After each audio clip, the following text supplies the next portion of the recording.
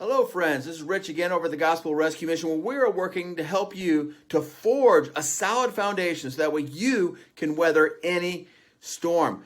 But it will not only help you to weather the storm, having the solid foundation will allow you to take advantage of opportunities as they present themselves. Like I have Caesar here crossing the Rubicon. He has spent a long period of time preparing to become the leader who could lead his legion across the Rubicon to take charge of Rome. Or in my other picture here, I got George Washington crossing the Delaware.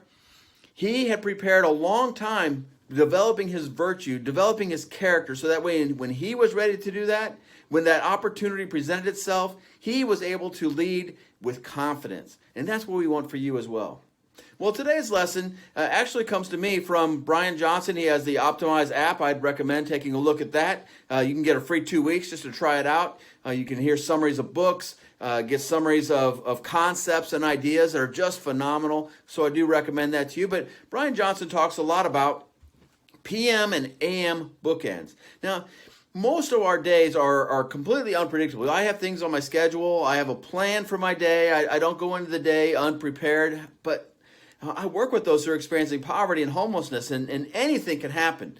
Just for example, just this morning I had a guy in the parking lot taking off his clothes. I had to go out and kind of address that. That wasn't on my schedule and plan to having to deal with, but again, I couldn't deal with it. But I can control my AM and PM bookends, those things at the end of my day.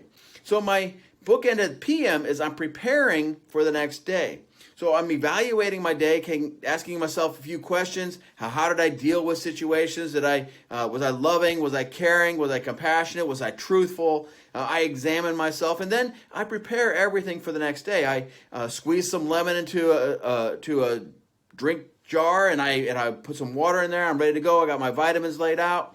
I have my coffee maker all set up.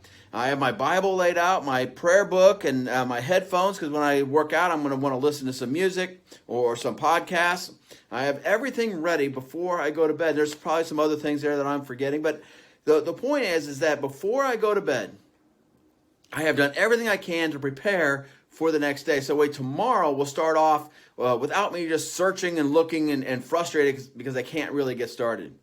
On the other end, the AM bookend, I have some very deliberate things. We're going to talk about that when we talk about algorithms, but I want to prepare myself for my day, launching into the day, dominating the day by making sure that I have things that are preparing me physically, mentally, spiritually, and socially. And we're going to talk about those algorithms next time, but I hope that you'll start to take these things into consideration as you plan your day. So that way when it comes time for you to cross the Rubicon, cross the Delaware, or just make a great move toward a better future, that you will be able to stand on your solid foundation. Thank you very much, and we'll see you next time.